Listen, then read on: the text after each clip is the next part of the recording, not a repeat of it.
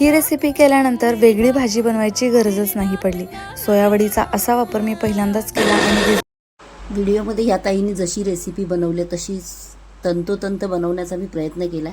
त्या ताईंनी जसे गाजर, बीट, बारीक चिरलेला कांदा, कोथिंबीर असं मीही एक चिरून घेतले, त्याचप्रमाणे अगदी बारीक चिरून घेतले। त्याच्यामध्ये मिरची, लसूण आणि जिऱ्याची भरड टाकली आहे आणि हे सर्व मी नाचणीच्या पिठामध्ये मिक्स करून घेते। त्याच्यामध्ये चवीनुसार मीठ,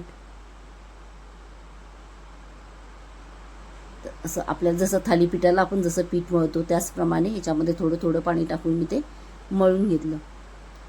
ही रेसिपी मला पौष्टिक वाटली म्हणून मी घरी ट्राय करण्याचा प्रयत्न केला आणि आता हे थालीपीठ मी त्या ताईंनी थापून घेतलं। आता मी माझ्या पद्धतीने ते रुमालावर थापून तव्यावर टाकून घेते।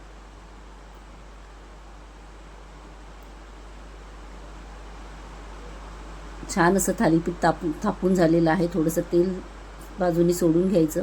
तुम्ही बघू शकता इतकं सुंदर असं थालीपीठ तयार झालेलं आहे आणि चवीला म्हणाल तर खूपच छान झालेलं आहे, अतिशय पौष्टिक आहे आणि हे नाचणीचं असल्यामुळे मुलांनाही टिफिनमध्ये वगैरे देण्यामध्ये बेस्ट आहे।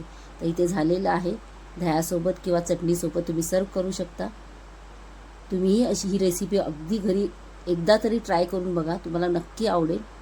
आवडल्यास चॅनलला सबस्क्राईब आणि व्हिडिओला लाईक करायला विसरायचं नाही।